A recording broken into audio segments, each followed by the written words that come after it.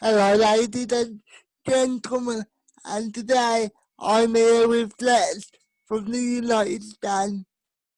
Why don't you tell this? Why don't you tell the people you are, Lex, and what you do? Absolutely. As the big man Ant just said there, I'm Flex from the United Stand, which is a Manchester United YouTube channel, fan channel. I have the lucky role of following Manchester United around the world, around the United Kingdom, talking to fans of all ages, of all colours and creeds and stuff like that, and getting to speak to some of the players here and there, which is great. And just living the dream, man. So thanks for having me on, man. I appreciate it, bro. No worries, mate. As I said, camera, thank you for coming on. No problem. As you said, one of the biggest United fan channels in the world, I would say. But you do get a lot of criticism for not because some people say you're not you're not you United fans. So what would you say to the them people them people? Who say that? Well, to be honest, I think no matter what you do, Ant, yeah, you're always going to be faced with people who maybe won't like you, they might not support you, they might not enjoy what you do, which is fine because especially being on the internet, you've got a podcast yourself, you might have some listeners who think it's amazing and some listeners who maybe don't. That's what it's like as podcasters. We know what it's like, right? So I think I would just say to them, it's fine. It's all about opinion. As long as what I don't like is any, the abuse or being aggressive about it or getting up in your face and stuff like that. But really, it's everyone's opinion. So I haven't. The reason we do it isn't to make sure that everybody likes it. I think if you do enjoy it, you're gonna watch it. You're gonna interact with it, and it isn't really just about me. It's about giving like a big platform to bring Manchester United fans together around the world, So I'm just lucky to be at the forefront of it all. I'm just a fan like everyone else. So yeah, I know people say to me a lot of the time, "Oh, how do you deal with that?" And people saying this and people saying that. But listen, man, I'd say 98, 99% love. If I let that 1%, that 2% in, then that makes me the idiot. Do you know what I mean? So we got to stand up for ourselves and just kind of ignore them a lot of the time as well, man. Unless they're giving you constructive criticism. If somebody says, "I don't like the way you do this, I don't like the way you do that, I think you should do this," then it's good to keep your ears open. But if someone's just gonna criticize you and try to bring you down, just throw them away and throw them away. Yeah, because my stance on it is really you wouldn't spend all that time on something that you didn't really like. 'Cause it would be a miserable experience for you and the rest of the guys. Absolutely, that's just it. I mean, you hear a lot of rumours going around. I'm not a real Manchester United fan, and I support Arsenal, and all of this stuff. And it's like, do you know what? At the beginning, I was like, "Oh, I want to prove these guys wrong. I want to prove these people saying it's wrong." And then you get to a point, Ant, when you're like, "Hold on a minute, I've got nothing." So as you were saying, Les, it's all about being confident in what you do. That's it. It is. If you haven't got the confidence, mate, then you pretty much need to find somewhere. I know it can be difficult sometimes when you feel like you're not good enough to do something, or you feel like people may not be receptive to what you're doing. But if you believe in it and you've got good people around you, then there's no reason why you can't accomplish anything, mate. Do you know what I mean? I'm sure you've gone through your struggles as well, and the fact that you're so strong is inspirational even to someone like myself as well, to all of us really. So you're proving it on a daily basis, mate, to be honest. So yeah, you've got to believe in yourself, and you got to not let anything hold you back. Uh, yeah, exactly. Man. I just wanted, I just wanted, to, I just wanted to add this little thing just for myself. If you're wondering why it's a little bit weird, it's because I lost a bit of my connections. That's why it might look a bit weird. No, I think it's fine. You look the same as when we started. To be fair, it's quite clear. I'm speaking to the viewers, back, to the viewers, mate. Because it might look a bit weird on the edit. Okay, that's fine. So of course, you are from the United States. You also have your own channel where you talk about all sorts of topics. So why don't you tell us about your own YouTube channel? Yeah, sure. I started it. Do you know what? And I've always wanted to start it, right? For a long time now. For a long time, I've wanted to start my own YouTube channel. Not because I don't enjoy what I do on United Stand, because obviously it's not that. I love what I do on United Stand, and that will always be that. But I feel like on that platform, it's such a big platform for Manchester United related content that obviously there's certain things I can't talk about, or certain things, not that I can't talk about, but they don't live in that space. And I want to show all of me. There's so much more to me than just being a Manchester United fan and loving football and wanting Man United to win things. That's one part of me. I wanted to be able to show those layers that I have, and I wanted to be able to show people other things that I'm interested in. So that's why I started it. And to be fair, it was lockdown. Lockdown is what actually gave me the time, because you know what it's like following a football team, especially Manchester United, when we're in a lot of competitions. I have to travel a lot. The time just wouldn't come, and I was just like, do you know what? I want to do this, but like I just can't find the right time to fit it in. So I think you always got to try and turn a negative into a positive, or always try and see positives where you can. So the lockdown was the perfect time for me to focus, to have that energy, to have that time and space in my mind to work out what I wanted to talk about and how I wanted it to be.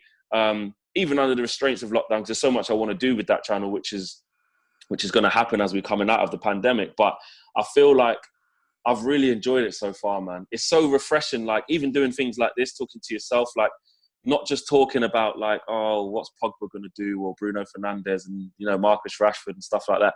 All of that's great, but I love talking about more powerful issues, and having my own platform away from United Stand allows me to do that. It allows me to speak to a various range of people. I'm a bit like yourself, man. I'm a people person. I can tell you're a people person. I can tell you like to, you know, see people's stories, find out their journeys and stuff like that. We're very similar. So I think that's another thing I wanted to do. I wanted to speak to people other than just footballers. I think people associate me with obviously, being in that space, and that's great. I love it, and I'm never going to stop that for a long time anyway. But I like to speak to people who couldn't be further away from football and hear their stories. So yeah, similar to yourself, man. That's why I started the channel. What attracted me to your channel was the video where you talked about Drake, and I can't remember exactly what you called it, but I think it was called the goat or something like that. The Goat Chronicles. That's the one. Yeah, I absolutely love that. I absolutely love that video, mate. Appreciate that. I love rap. So it's nice to hear somebody else's perspective on it. Yeah, I hear that. I mean, I being a DJ myself. Again, people might not know that for the United Stand, but they're certainly starting to now. I've been a DJ since I was like 12 years old, man. Like my dad was a DJ, my granddad was a DJ, my uncles were DJs. My granddad was a DJ like back in the 50s and 60s and that. And it's always I've come from a musical background. I come from from Jamaican descent. So like sound systems and like, you know, playing music and DJing has always been in the family. So I started DJing from a young age, but music's always been around me. And I came up on hip hop and UK garage. Like that's like my thing. And obviously dancehall and reggae music. But I love hip hop. I love old school hip hop. I feel like music today and how the hip hop scene is now, I think it's great for the UK. I think we're in a strong position where our music has become like the mainstream. It's almost become like pop. You know, you look at guys like AJ Tracy and H and Dave and guys like this. Stormzy, obviously at the forefront of it, doing amazing things for the culture and British music and UK music. But I feel like sometimes there's not as much substance in the music as there used to be. And I thought it was just a really interesting conversation with the Drake thing. I mean, I'm gonna do another Goat Chronicles very soon, actually. So make sure you check that one out.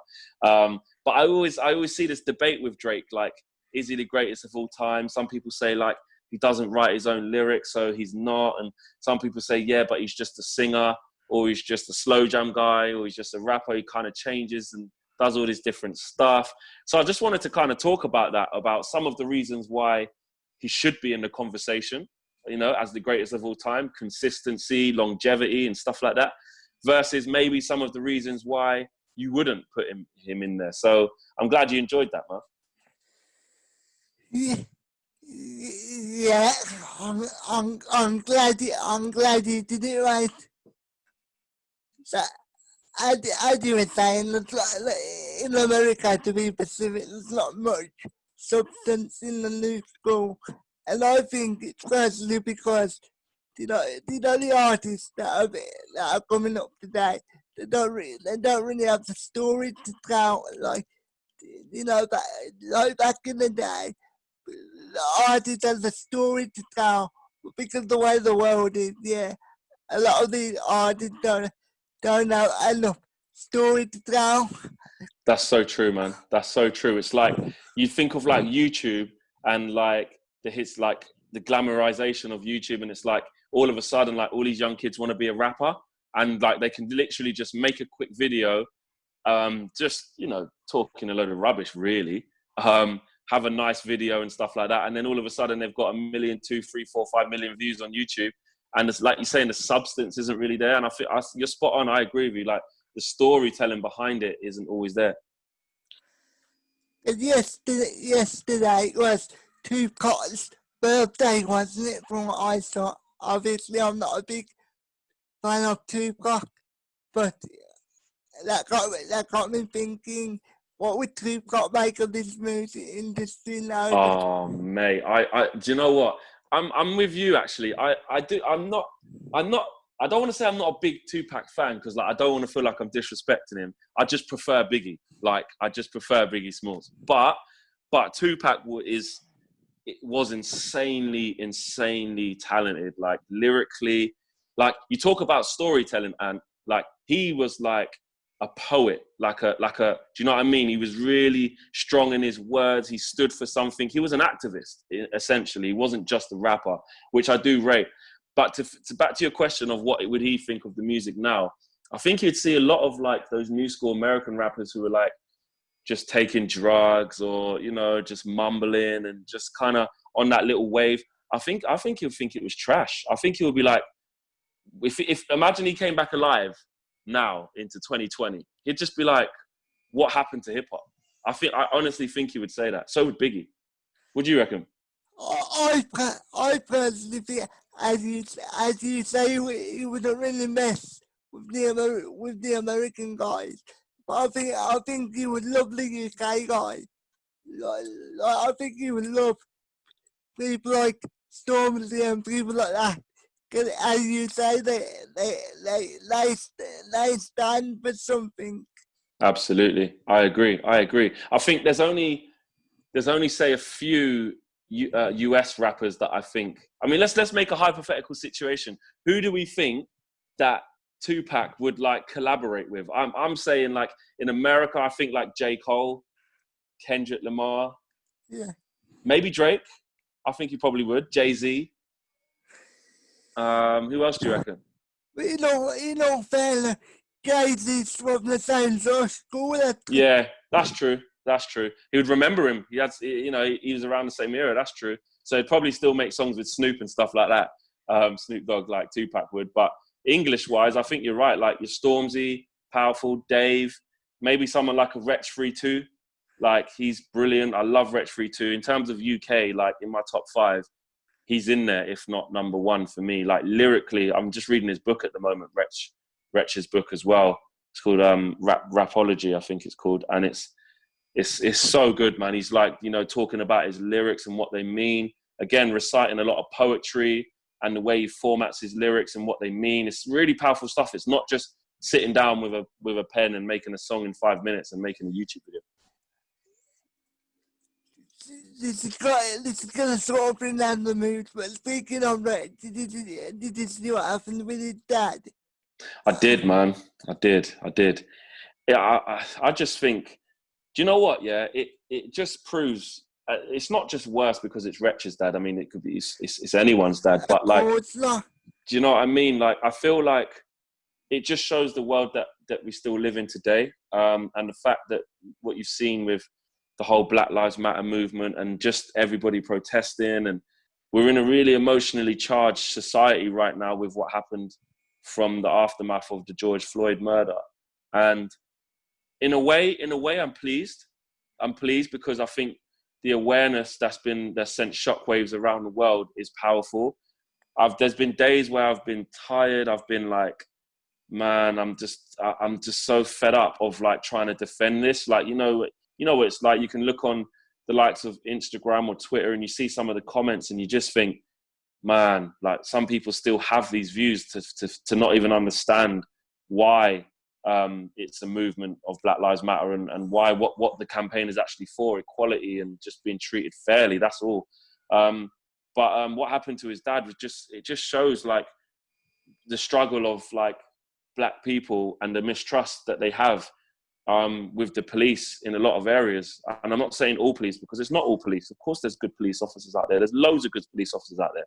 And my personal experience, I haven't been pulled over loads and loads of times by the police. I've been pulled over maybe once or twice, but I wouldn't say disproportionately. But I'm not naive enough to think that my reality, I'm just one of the lucky ones. What about all of the other, Black people, not just males, that get pulled over for no reason and are on the wrong end of police brutality around the world? So what happened to his dad didn't surprise me. And you only got to see the video, and he was on his way down the stairs, and they just tasered him. It's just crazy. The thing that made me really angry, obviously being tasered, but the way he fell, he could have seriously, let's be real about it, he could have died. He could have died because his head banged off the floor. 100%, and you hear the distress in I think it was his mum's or his partner's voice, and even the way they just barged through. They didn't even give her a chance to sort of say, okay, what's going on, and they just ran straight in there. And even afterwards, they're saying, "Oh, are you okay, mate?" And come on, look what you just tasered him and made him fall down the stairs. And like you said, there could have hit his head, could have really caused some serious damage, man. So yeah, it was sickening. It was sickening to see that. I just want to stress that it doesn't matter who dad it was still disgusting. But I just wanted to bring it up just because I thought it was a disgusting thing to happen. 100%. No, it was. And anyone who hasn't seen it, I don't want to say make sure you go and watch it because it's not anything to celebrate. But just if you ever need educating yourself about what's actually going on, like, please do. Like, look around you. Look, that you can find information. You can see videos daily of what's actually going on. Just don't be ignorant to it. Please, just understand that this really is happening and has been happening for hundreds of years. Let's not forget that. Another thing I want to try into that is the COVID thing, because them police officers obviously didn't get like corona because the way they just barged in here, they could have gave anybody anything. You know what I mean? Yeah, exactly. You would have thought they would have. I mean, look, I don't know the reason that they went there. They've obviously gone there with some form of reasoning, no matter what it is. That no reasoning could have justified what they did, in my eyes. But you would have thought with what's going on in the current climate, they would have, at least given the family a chance to respond to their instructions, keep their distance, just work out what's going on. Because even when you watch the video, like, it just all happens so quickly. Like, there's just no in between. There's no allowing them to respond, allowing them to follow the instructions you're asking. They just go wading in there. And like you said, in the middle of a pandemic, when people are nervous at the best of times, I think it was a really, really sad moment, bro. Let's be honest here. If it wasn't Rich's dad, do you think it would have got the coverage that it did? If it wasn't what, sorry? If it wasn't Rich's dad, do you think it would have got the coverage? Probably not. I agree, man. And that's the thing. It's like, you don't just want to rely on like when something happens to celebrities or people of influence. Like, the reality is that's probably happened many, many times up and down the country, over the various days, you know, in the past, in the future. It's going to happen in the future. Unfortunately, it could be happening now as we're talking on this podcast. Like, it happens. And I think I don't want to say the only good to come out of it, because like I said, you don't want to celebrate it, but I always try and find some positives. Like I said earlier, the only bit of positivity that has come out of that was the fact that maybe it was someone like Rich's dad who has the platform to actually, bring that to the forefront. Because I don't know if you saw after it, I watched the news that day as well, and he done like a piece on the news, and that was powerful as well. Honestly, bro, I didn't see that. Oh, okay, yeah, which was good. So what he did was he went onto the news. I think it was ITV News at 10. I think it was, and he was just talking about it, and he was sitting with his dad and explaining the struggles, and they covered it. So again, it raises more awareness and opens people's eyes to what's going on. Obviously, I didn't see it, unfortunately, but I can imagine he was very articulate in the way he spoke, like he wanted to like screaming and shouting, which I would not have blamed him if he did do that. But I can imagine he was very articulate in the way he was. You know Wretch 3-2 already. Very articulate, very, very smart guy. You know, and you talk about stories to tell. Not only has he got the stories to tell, but the way he tells them and the in-depth thought that goes behind his storytelling and life lessons is fantastic. Honestly, mate, have a look at his book if you get a chance. It's really good. But he was fantastic on that. And do you know what? Even his dad, you can see where he gets it from, because his dad was absolutely brilliant. As an older guy, he spoke really well. I thought he spoke really well. Is it on audio platform during the time? I think I'll check for you, actually. I'll double check and send you the link. I'm pretty sure it's got to be on audio. It's 2020. Surely they must release most books on audio as well now. Because for me, yeah, I like to listen to books rather than read books.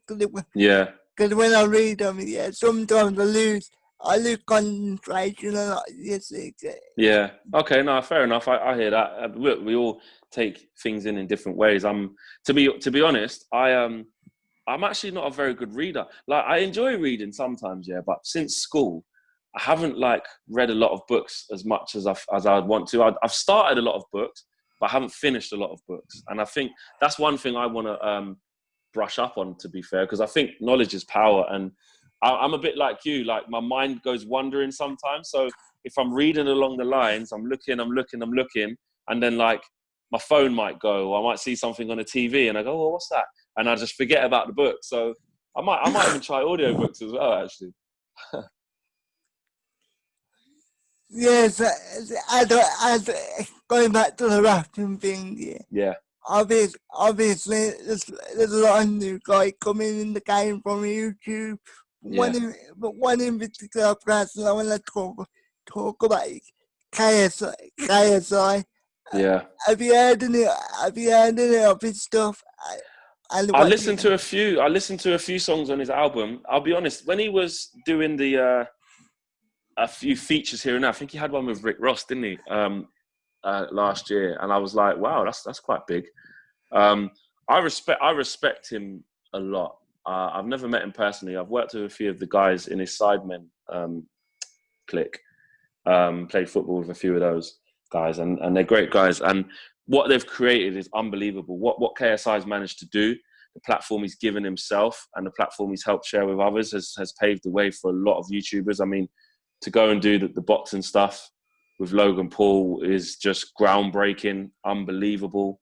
To do it twice as well, then release an album. And I saw an interview of him, actually. I don't know if you saw it. It was on, not Good Morning Britain. It was on, Lorraine Kelly. Honestly, bro, I don't want the breakfast shows. Oh, okay. It was on that though. It was on that, and basically she was just talking to him about like, you've done so well, and you know what he said? You know what he said? And he said, listen, there's people way more talented than me. Like, I'm not even really that good a rapper. Like, he actually admitted it. He was like, I'm not as talented as like Drake's and J. Cole's and stuff like that. But he's like, I just enjoy being creative, and I enjoy just kind of like going for it. And he said that I might not be as talented as all of these guys, but I work my ass off, and that I respect. Like, I think he's just taken that on board, that you don't have to be the most talented if you've got an amazing work ethic and you've got amazing desire and determination, then you can achieve anything, bro. And another person I really like is John Boyega. Oh, Obviously within Star Wars, but more importantly, he was the first major celebrity to really come out and say this is what I do. Absolutely. And my God, did he come out? Did he come out? Like, that wasn't even a speech. That was over a speech. That was like raw, personal experience, and just like the sign of somebody who was like fed up, just absolutely fed up of what's going on, to the point where, do you know what I'm most respecting about him, man? I'm most respected about him the fact that he said, yeah, I don't care if I never get a job again. I do not care. Funny thing is, I don't even like Star Wars. I can't stand Star Wars. I've never watched a Star Wars film in my life. Like, I only know Luke Skywalker and Darth Vader. I don't even, and the Stormtroopers. I don't know anything about Star Wars, right? I've never even watched one, but I understand what a groundbreaking breakthrough it was for him to get that part, and how it kind of propelled him into it. For him to be at that level as a black guy who could be thinking, I tell you what, if I say the wrong thing here, I could maybe not get another big film again. He said, I do not care if I never get a film again.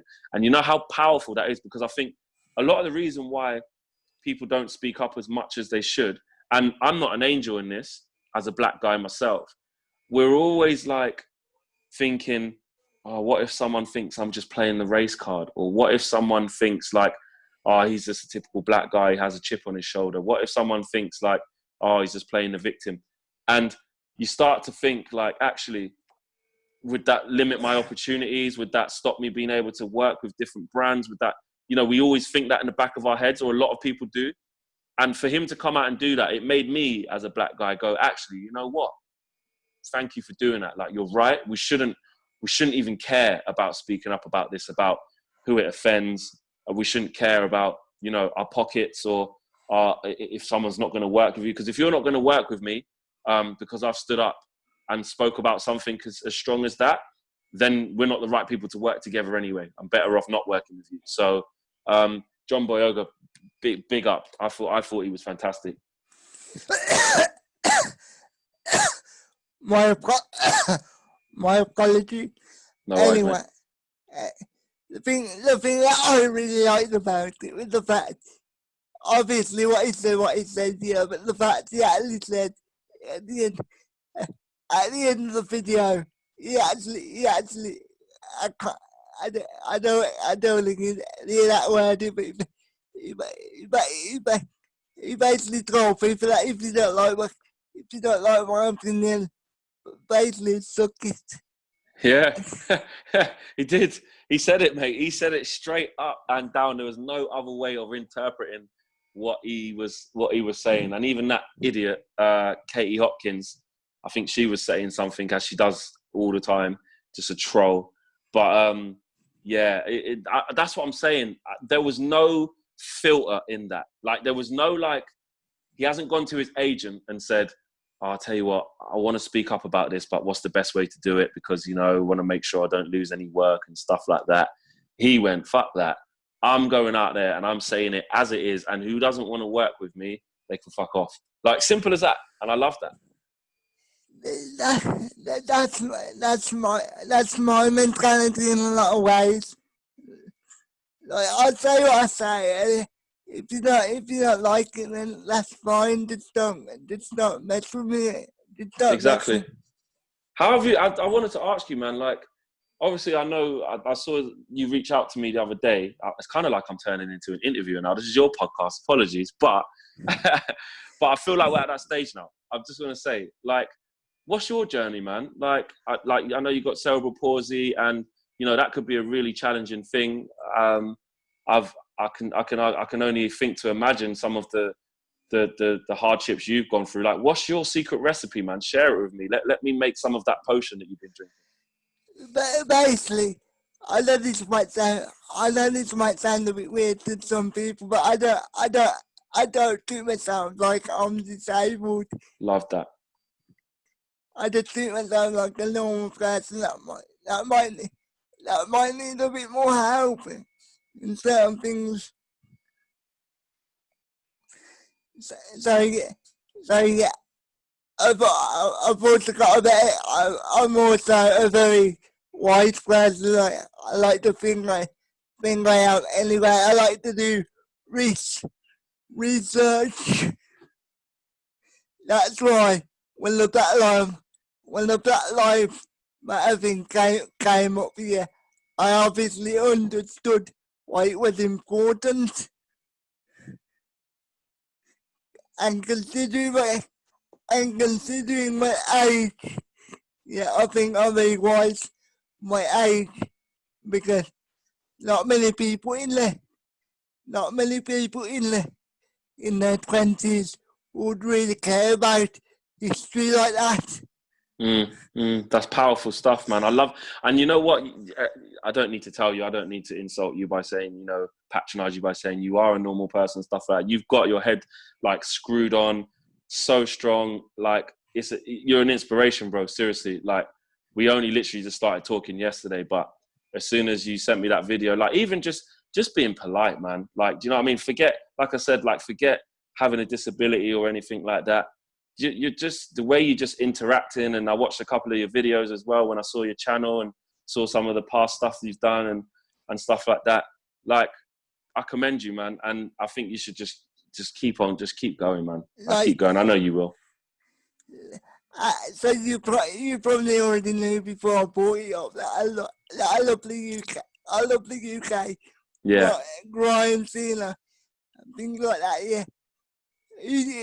Obviously, you enjoy all types of music, as we've already talked about. But who's your favourite grime? Specifically grime MC? Oh, man. See, I'm conflicted on this, yeah? I'll tell you why. Because to me, yeah, I know you spoke about someone your age because you're in your 20s, right? I'm in my 30s. So I'm a little bit older. I'm 32. I'll reveal the big age. I don't mind. I'm 32, right? And when I was started DJing, I come up on the old school grime, right? Like, I had vinyls and we used to do MC sets and stuff like that. So I came up on Dizzy Rascal, Wiley, Kano, Skepta, to name but Flirta D, DEE, like these types of old school grime artists. So when I hear the word like grime, I think then, which I understand that's not what it is now. So grime now, like, for me, Skepta is up there as one of my favorites because of the longevity thing, because of he's coming from the school that I come from. And I watched him as from someone as a similar age to me at the time when we were teenagers, right up to now. And he's still relevant with all what's going on. I rate that highly. Kano, man, Kano is just lyrically unbelievable. But if you're talking like the new school, when you say grime, do you mean like, would you class like AJ Tracy? Would you class like H? Would you class like... Sorry, that's another point I wanted to bring up. What, obviously, because the styles are so blended together, yeah. Yeah. What really classes like grime anymore? That's what I'm saying. That's what I'm really confused at, and that's what makes me feel old, man. Because I know, like, on a mainstream level, it's called grime music, but and that's great if they've. I like when music changes over time. Like, I think we need to move with the times. I get that, but when something's so like specific as grime is like moved into a new generation, I just find it hard to categorize it because of the new school music has so many different flavors. It has like Afro beats in there, it has dancehall, it has hip hop, it has grime, it has UK garage, all kind of fused into one. Like, that's 5 elements there. I find it difficult to categorize because then you've got like the drill scene as well. Do you know what I mean? You've got like Heady One, you've got like Tion Wayne, you've got like 6-7, and you've got like, do you know what I mean? You've got the drill groups, you've got Lowski, you've got all these little subgroups. And then you've got people kind of like UK rappers like Fredo or Dave or Mist or Gigs, or like, they're not exactly grime. I would call that UK hip hop / UK rap. So then you've got like the guys who can kind of sing and have a little bit of melody, like Notes or Kojo Funds or Young Bane, like One Ace. And like, I feel like there's so many swarms, there's so many different like subcategories around the music that it makes it difficult to categorize it into just one. Yeah, man, I completely agree with you on that. Do you know in the drill scene, I'm very conflicted because sometimes I think that some of them are really talented, and sometimes I think some of them just wanna use it to provoke other stuff. 100%, 100% agree with you. I think the raw element of it is, and this is from music. This is with my music head on, that when people make music, it's a reflection of their reality, or at least I think it should be. Sometimes it could be a reflection of their imagination and what's going on in their head.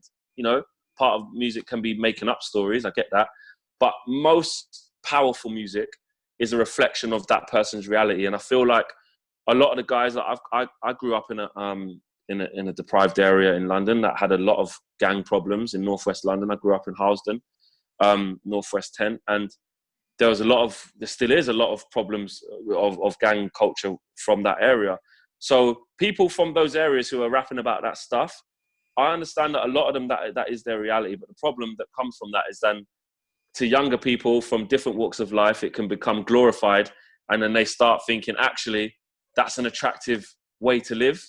You know, looking over your shoulder and being violent and getting into the wrong things becomes attractive to young people. And being a youth worker, I know all too well about that. So I think a lot of them talk rubbish. I've seen it. I've seen like a lot of young kids who are aspiring drill artists or rap artists that I've worked with as young people, and I know it's not their reality. They come from a nice, stable household with both parents there and no struggles whatsoever.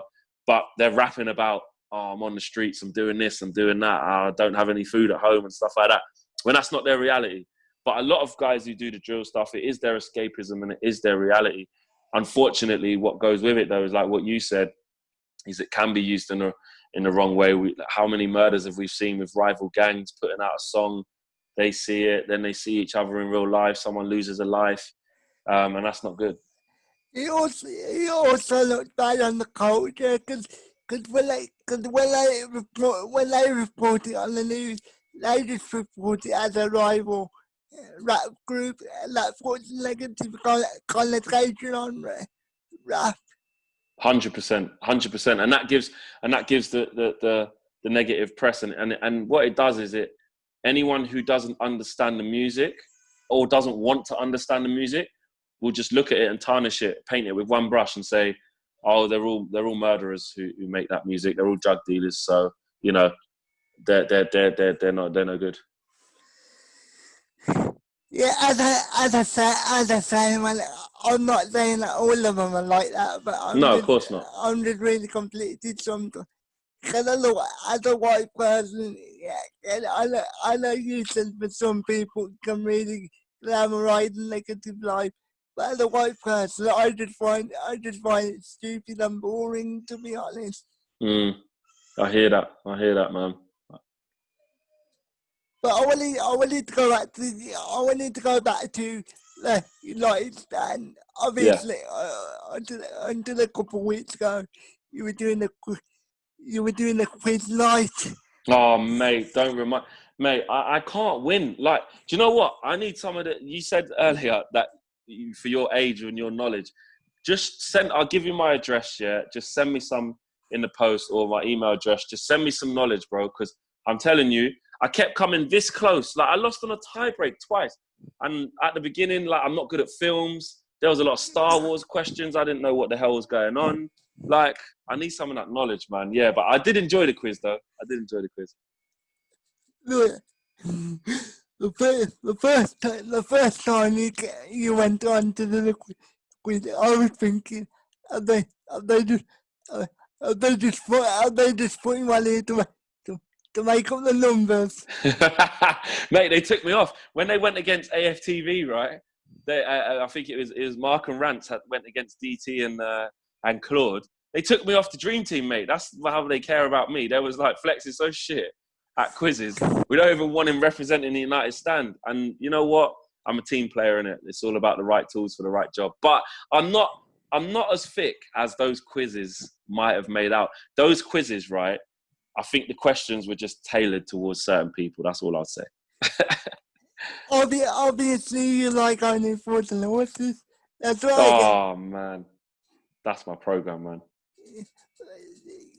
Yeah, what do you think episode? Oh, so you see, do you know how hard this is for me, yeah? Because obviously, you got your two most iconic moments, yeah? You've got Dale falling through the bar. That's obviously the most iconic moment. You've got the Batman and Robin, and obviously you've got when the chandelier drops. Those are like your three, you know what I mean, stand out if you're an Only Fools and Horses fan. But like, I love all of those, but I love the one I watched the most, that I go back and watch the most, is actually the Jolly Boys outing. Have you seen that when they go to Margate? Was it Brighton? Margate. Yeah, yeah. My favorite bit is when he's on the phone. When he's on the phone to Cassandra. Yeah, that's the bit. And he says, not everything Del touches goes to pot, and then the bus blows up. Hey, mate, that is so funny, yeah, that you said that exact bit, because in that episode, that is my favourite bit. That and the bit where he goes, Rodney, come on, give us that ball, let's go, and he boots the ball and it hits the policeman, and he's like, rude gullet, here we come, and he kicks the football and it hits the policeman, then he gets arrested. Oh, what an episode! Ironically, I can imagine people getting arrested for that. 100%. And there's one of my other favourite ones is I can't remember the name of the episode, or if you've seen it, right? It's when Del and Rodney are fighting over this girl because they both fancy her, right? And her dad is like a lord of something. So Rodney goes on the sunbed, and Del turns it all the way up and gives him sunburn. And then to get him back when he's with that woman, they go to see the girl, and then because Del's scared of heights, he makes him go paragliding, and he's like, "Don't worry, Del, I'll make sure you don't actually go up there." And then he says, "I'll pretend the phone rings." So he straps him into the paraglider, and Del's looking at Rodney like, "Is the phone ringing yet?" And he's like, "No, I can't hear anything." And then he makes him go on the paraglider, and he makes him like go somewhere off to the M25 or land in the sea or something. He comes back in a wheelchair. Oh, mate, that is one of my favourite ones as well. One of my favourite lines from that episode was when he comes back to the flat here, and then when he's finally standing up here, and then it turns out here, when he was on the bus, he made Trigger carry him up to the top deck. Mate, it is. Oh, that is a banging episode, man. That's great that you love Only Fools and Horses as well. That show just gives me so much joy. Whenever I'm feeling shit, I literally just go and put it on. I've seen them all 100 times already, but it just brings me so much joy. Obviously, it was filmed in a different time, so when you watch it, when you hear some of the controversial comments at them, yeah. How did that make you feel? I love you. Yeah, I've been seeing a lot of that as well, about taking down all the old stuff, and you know what? I think, to be honest with you, I'm not gonna lie. I think I'm still conflicted. On one side, I feel like if we want to move forward, then like we shouldn't accept that that was okay. And Only Fools and Horses probably isn't the worst example of it. You know, you see what's happening with the Little Britain thing, the Keith Lemon thing, sketches, Faulty Towers getting taken down. But I feel like on one side, it is offensive, and like with the Keith Lemon thing, nobody should be doing a blackface, like, and in Little Britain. But then when I think back, I kind of think back to myself, was I stupid? Because I loved Little Britain and that sketch as well, when they used to do that with the blackface. At the time, I wasn't outraged. I took it as comedy. I did take it as comedy. And as a black man, I'm still conflicted in thinking to myself, actually, was I being a bit naive to not even realize that the piss was being taken out of my skin color? But then I was looking at it like, but is it the piss being taken out of the skin color, or is it just comedy? But really, it's not okay. It's not okay. And I realize that now. But in terms of the comments and how comedy used to be, on the other hand, I feel like it's a way of showing people that that's how things were and we're not there anymore. Do you know what I mean? Like, history is history and you can't change it. I get you can choose not to show it again. But I feel like sometimes the power is in, like, actually being able to say that 25 years ago, 30 years ago, this is what was acceptable on TV. Look how far we've come now. Do you know what I mean? So I don't think there's a right or wrong. I think it depends on how you view the situation. And I certainly wouldn't say to anyone, you're an idiot for thinking this or an idiot for thinking that. I think it's it's conflicting opinions. But what we can all agree on is that things like that shouldn't be made anymore, and things like that have no place in society with the way that we're going, and probably show us that it was never right. It makes us understand that in a point of history that actually that was never okay. So yeah, what about you? I'm not gonna lie, and a lot of people are gonna look at me badly for this, but I still like it. I still watch it, and I still enjoy it to a certain extent. Mm. Mm. And I probably always will. But obviously, if a program came out today with that sort of language, I would think about it differently. Obviously, but because it was a part of my growing up. Yeah, Mm. I just still really enjoy it. Like, I still laugh at a lot of me being honest. Yeah, when I was younger, I used to find them sort of comments funny, because I never used to really understand the significance of them. That's the key there. Yeah, the significance, bro. I hear that. Because now I think the educate, and that's what makes me proud now. Like, the fact that, like, I can have these conversations with white people, and you're basically saying, like, I think it's okay to admit that that's how it was. I like that. I mean, Mark's another person, Mark Goldbridge, obviously I speak a lot of him. And he says as well, like, he grew up in an area where back in the 80s, that was like the norm. It's not right, but that different understanding of it now, I think that's really what we need. We need to understand that actually that was wrong and that can't happen anymore. And I think that's where the power is. I just want to say, because I know people like to give them a lot of shit for this, but I don't blame people like David James, and anybody involved with that. Because at the time, it was probably just another job for them, and they probably didn't think like that. Yeah, they didn't. It shows how ignorant society was. Because you got to remember, it's one thing to make these programs; it's another thing for the big networks like BBC, ITV, Channel 4, whatever, to actually commission it. Do you know what I'm saying? For them to actually go watch it all the way through and go, this is acceptable. This is good. You know. So I feel like it's not just the actors, it's not just the writers, the commissioners, it's collectively all of society thought that was okay, right through to the viewer, who would then consume that as comedy, and it would be enjoyed. So I think as long as we're seeing a clear shift, which we are starting to see now, of actually that's not how it is anymore, I think that's where the power is, man. Obviously the Premier League are this weekend, having no names on the back of their shirts and having the Black Lives Matter on the back of their shirts. Yeah. Do you really feel, as a, uh, as a white person, I don't think it already changed anything, to be honest. Yeah, I think it's easy to do this now. I think with what's gone on, the Premier League are going to kind of be in a damned if they do, damned if they don't. Well, football is in a damned if they do. We'll lose because if they didn't do it, everyone would say, look, they don't even care. They're just carrying on like normal. They're not addressing it.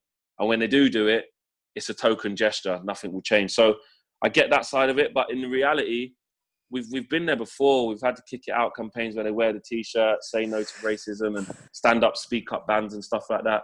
At the end of the day, tokenism is all great and gestures are all nice in times when, let's face it, it's the in thing right now. But time will tell how much this is going to happen. You only got to look what Marcus Rashford managed to do with his platform. And, you know, Raheem Sterling speaking up a lot. There's a lot of Premier League footballers speaking up a lot and using their platforms. Like, I feel like we'll see what stands the test of time. But putting it on the back of the shirts for 9 games and then it not being there ever again, it doesn't mean anything. No.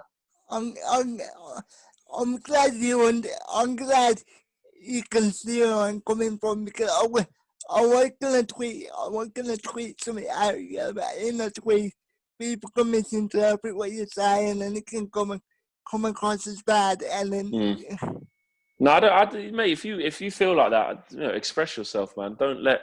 That's the problem. Exactly what it's like, especially on Twitter. It's so volatile, and people take things out of context of what you're saying, or everyone's interpretation of what you're saying could be different.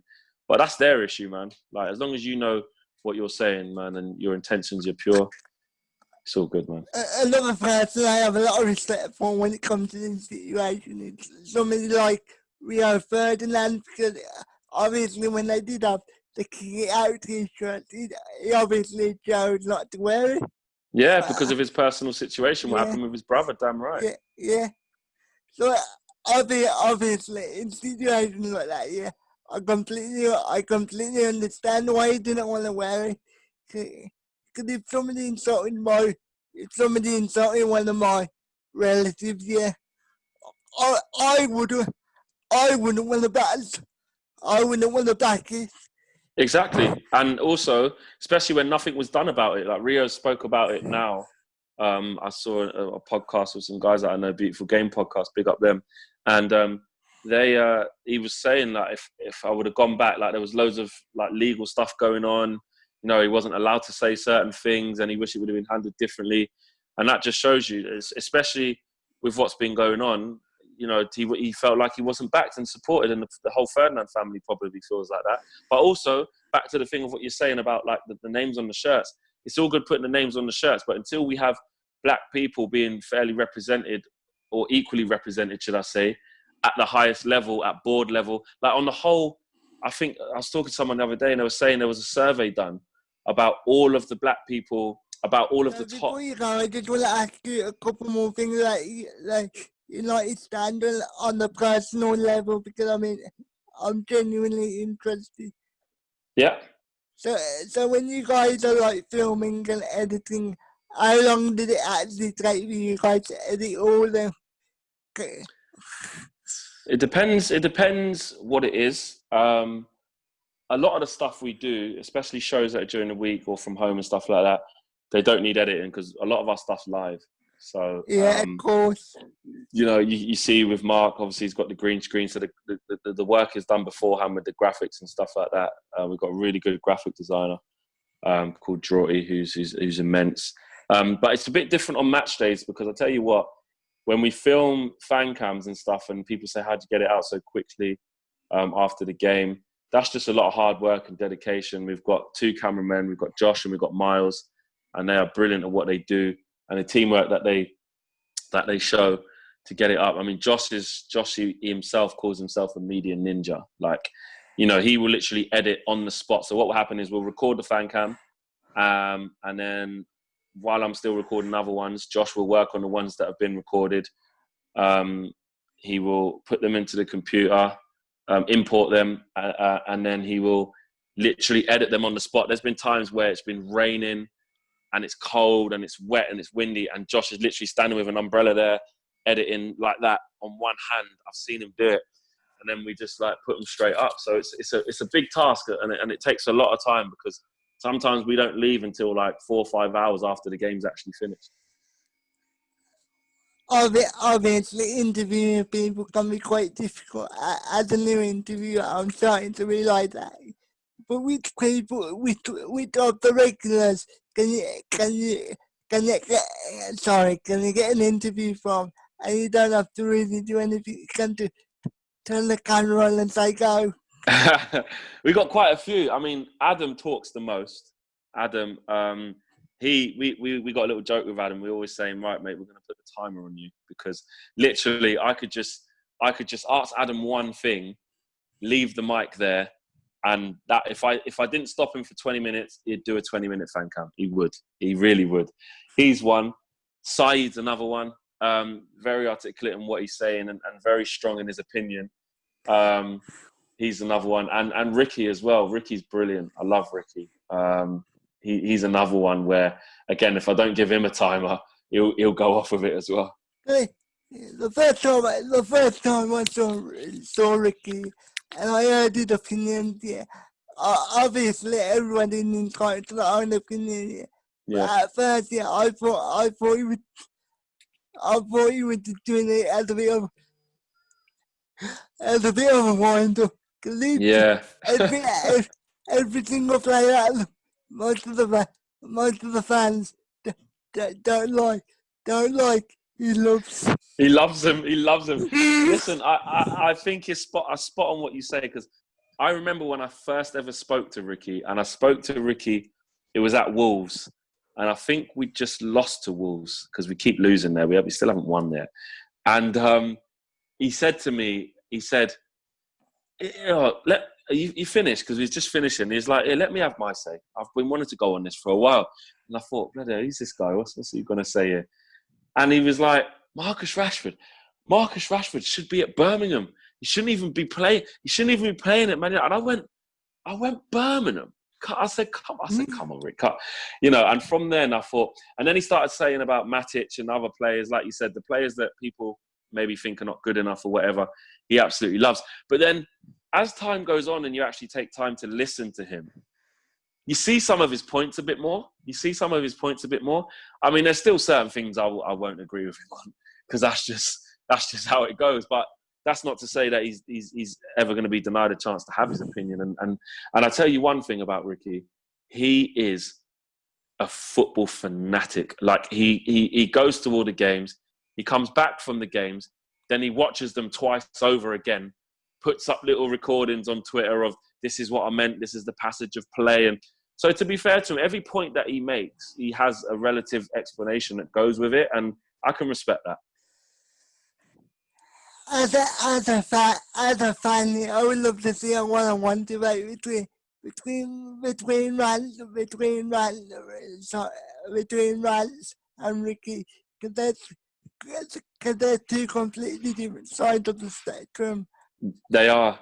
Maybe that's something we'll look at in the future, actually. Oh, gosh, imagine that. The Rance and Ricky show. Oh, my God. I don't even want to think about that. Probably get taken off YouTube.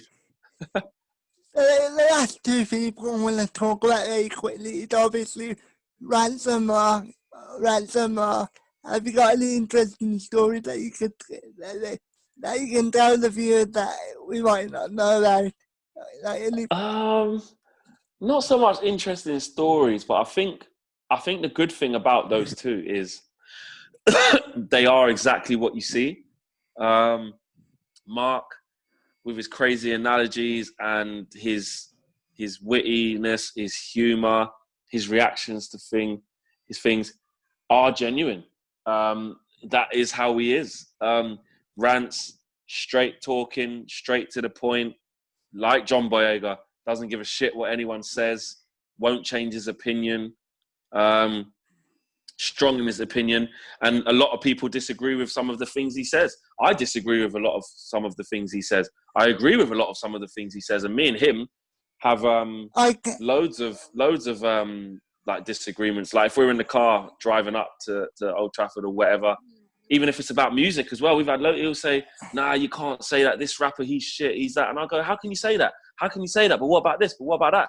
Josh is the same. Josh is very opinionated. So Wow, what an amazing interview from Fletch. I really appreciate the fact he gave me so much time.